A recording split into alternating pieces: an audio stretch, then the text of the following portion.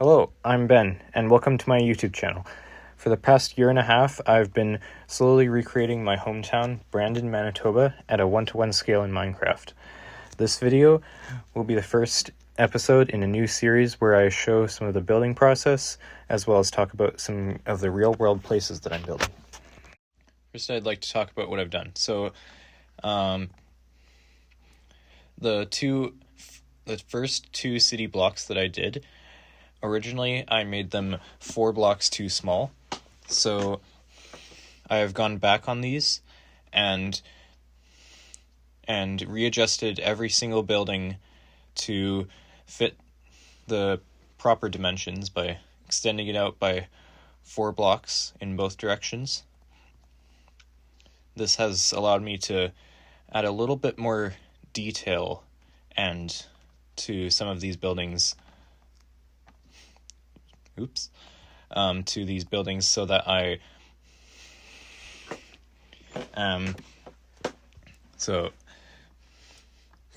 first off, there's the Mackenzie Seeds building that I did. I was able to, this is 2 blocks wider than it was before, so I was able to have 2 block wide windows.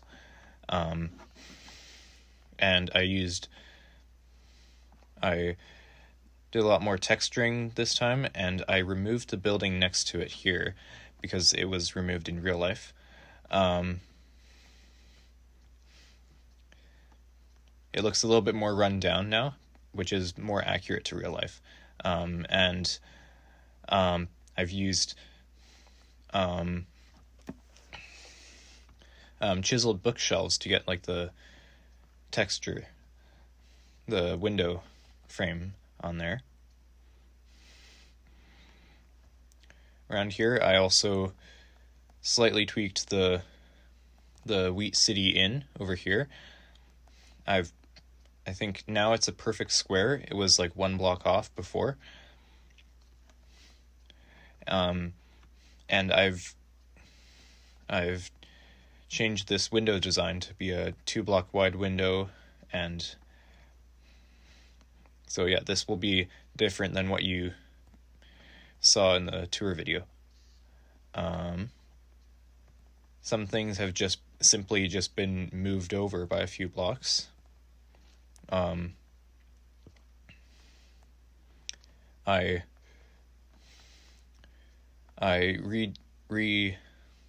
changed the blocks on this building because it had a new paint job.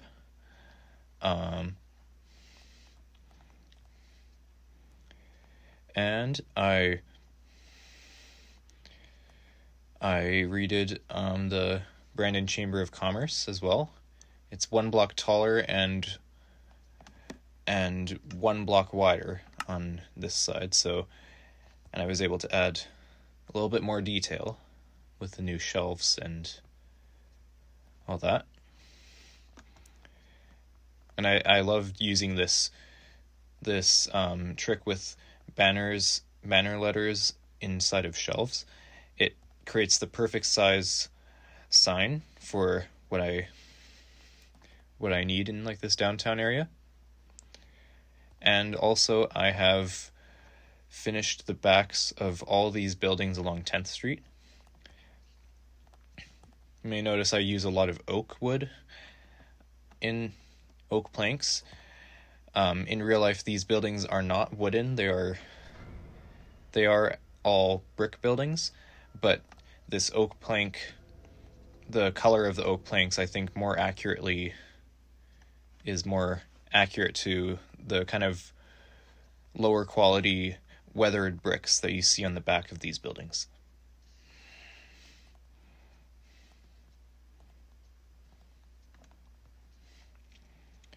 And yeah, I've done a little bit of all the detail along the roofs and the alleyways here. So that has been what I've been working on so far. And without further ado, let's get into the build.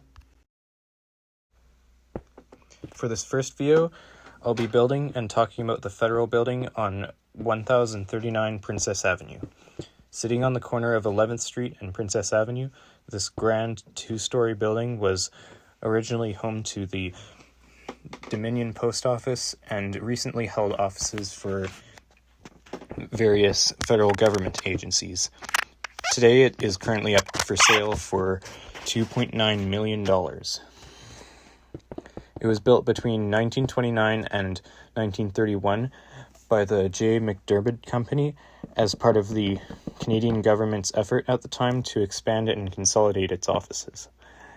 It was designed by Thomas William Fuller, chief architect for the Public Works Department in Ottawa, with supervision from local Brandon architect Walter Henderson Shillinglaw. It was built in a style known as Beaux-Arts classicism, which is a very common style among large public buildings built in Canada during the late 19th and early 20th centuries. A common misconception that I hear a lot about architecture styles is that architects designed with a certain style in mind. However, this is almost always never true. Generally, architects use and build on the design language popular at the time, and it is only long after a distinct style has been developed when it is then given a name. The Federal Building is built with Tyndall limestone, a material that has become synonymous with Manitoba architecture. It is quarried northeast of Winnipeg in the Tyndall Quarry.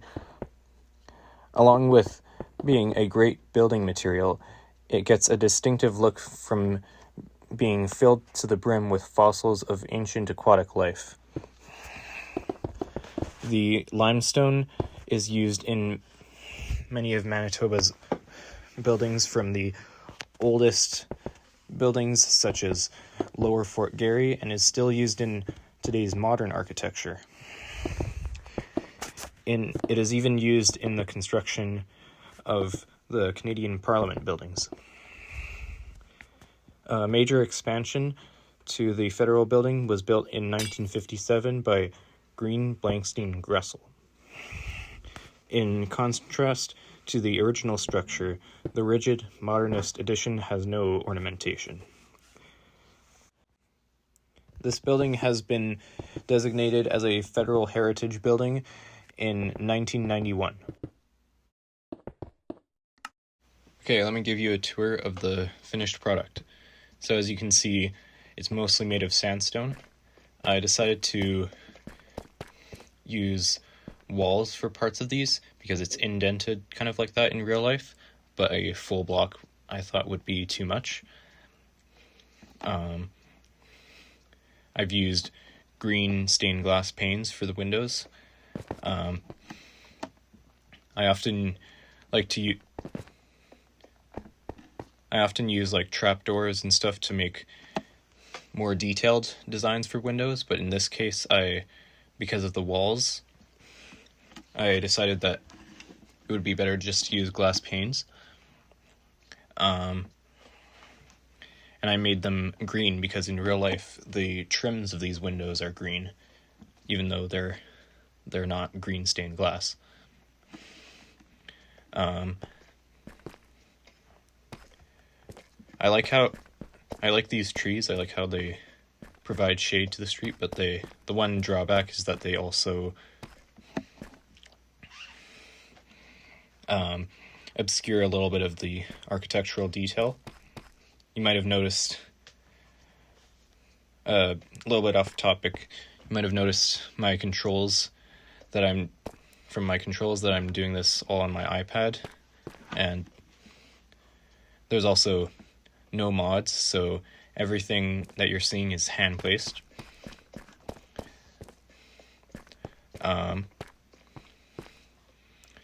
Anyways, I like this design that I came up with for a Canada Post box. It's just a polished, tough,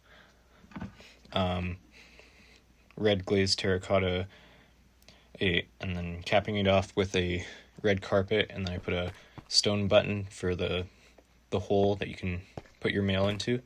There's a little bit of a wheelchair accessible ramp. bike rack. And over back here, you can see the more modernist edition that is a little bit less detailed, but this is exactly what it looks like in real life. It's probably not my best work for Minecraft building, but if you look at the real thing, this is pretty accurate. Well, so again, I love doing this trick with the signs where I use banner letters inside of a shelf, so you can get 3 letters in a block. I like it because like a banner letter, because banner letters like normally would be way too big. The only places I've used them are for like big murals and stuff, like on the Mackenzie Seeds building. But they're way too big for most signs. So, and the normal Minecraft signs, the letters are like way too small. You can only see it if you're like really up close. So for a lot of things, this works perfectly for like storefronts and stuff. This is supposed to be a maple leaf. Anyways, back here we have like a back entrance and a loading bay. Clearly kind of the more utilitarian side of the building. And then the back alley, nothing really special going on, but I also used that oak planks, textured it a little bit to replicate that kind of that old rundown kind of brick that you see a lot on the backs of these buildings. And of course the top is textured, and there's a few like mechanical equipment up here. There's a huge chimney, and of course a Canadian flag, which you can see from the front.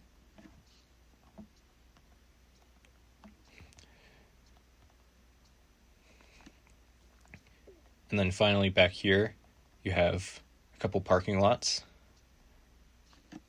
Nothing super interesting about them, but I used this is a relatively new block, the sulfur. I find it works perfectly for those yellow lines. Beforehand, I was using bamboo, which worked fine, but it also had that plank texture, which is not exactly what I was going for, but this works a lot better. However, in some of the new update teasers, there is going to be concrete and wool slabs and stairs, which would be insane for Minecraft building, and that might provide an even better block for this, so I might have to replace all of these again. It doesn't take forever, but yeah. So yeah, I would have to replace all of these again, but it's not that crazy. There's only so many roads. Still a relatively small area. But yeah, all these trees hand built. Also these red trees add a little bit of a pop of color. And then finally, this is something that's pretty new that I've added is I've changed the sidewalks on Rosser Avenue to use raw iron instead of just the whole thing was just smooth stone before, but I think this better captures what the design looks like in real life in terms of color. Anyways, and it adds a little bit more of more of warmth kind of to this street, which I think makes it feel a little bit more special. Yeah, I've been putting off making this video for quite a long time. I've already started working on some of the builds that I'm going to do for the next episode. This has been complete for quite a long time. So, yeah, but now I'm finally finishing this video. So, yeah, and if you've made it all the way to the end of the video, thank you very much for watching.